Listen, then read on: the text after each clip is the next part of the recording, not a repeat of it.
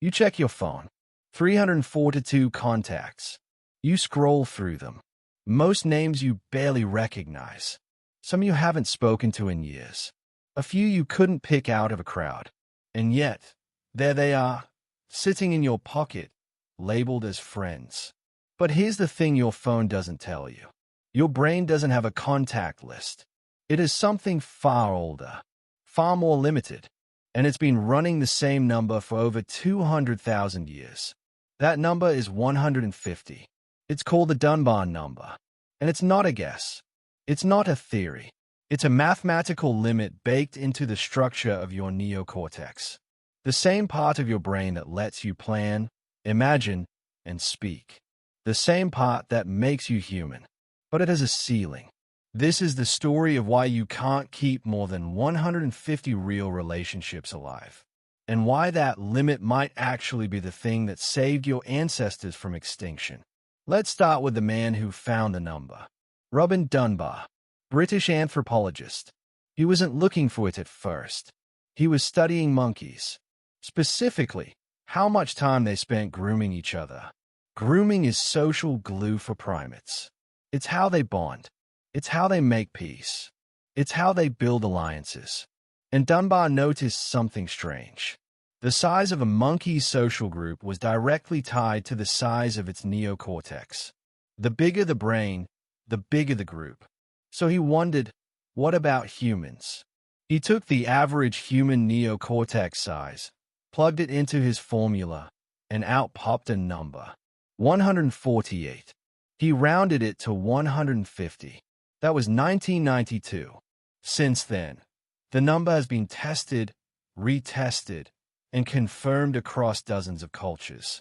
Hunter-gatherer tribes, medieval villages, modern corporate teams, even online social networks.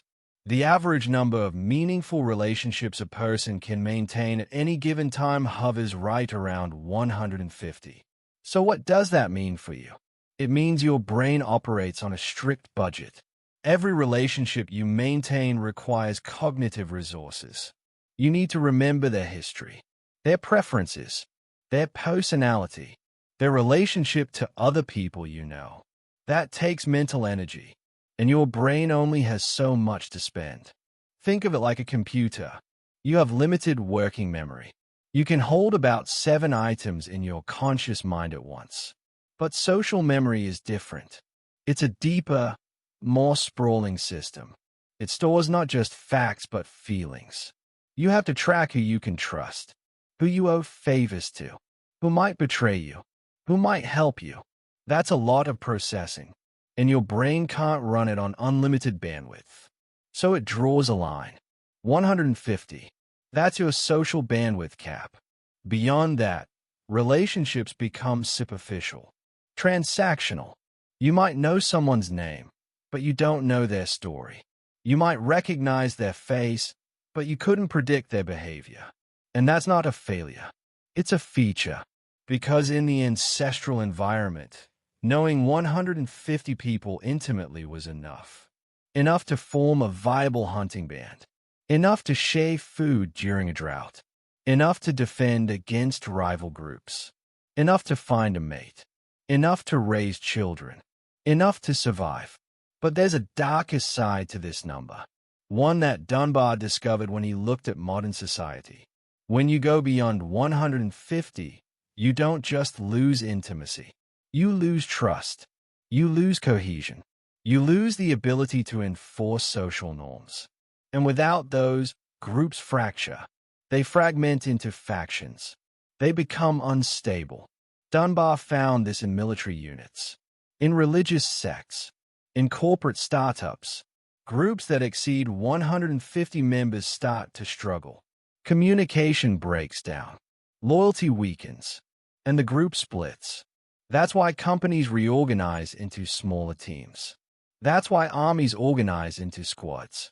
That's why your friend group from college has a core of maybe 10 people, not 100. The number 150 is not just a limit on friendship. It's a limit on functional human organization. Now here's the mind-bending part. Your brain does not know the difference between a real relationship and a virtual one.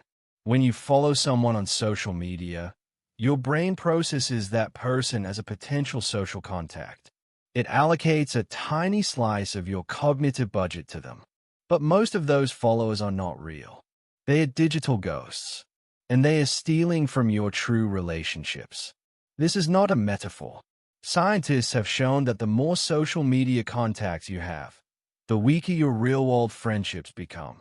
Each new friend you add costs you a small amount of attention. And attention is a finite resource. So you end up with 1,000 acquaintances and not a single confidant. You end up scrolling through feeds filled with strangers, while your actual friends sit in a group chat you've been ignoring for 3 days. The irony is that your ancestors would have recognized this problem instantly. They had a word for it. They called it the tribe. And they knew that the tribe could only be so large before it stopped being a tribe. They didn't have smartphones. They didn't have contact lists. They had fire and meat and stories. And they spent their hours talking to the same 50 or 60 people over and over. Not because they were boring, but because those were the people who mattered. Those were the people who would protect their children. Those were the people who would share their last meal. So what does the Dunbar number mean for you today? It means you are not broken. You are not antisocial. You are not incapable of making friends. You are human, and your brain is doing exactly what it evolved to do. It's protecting you from information overload. It's preserving your cognitive capacity for the relationships that actually count. But here's the question you probably didn't expect. What happens when you try to cheat the number?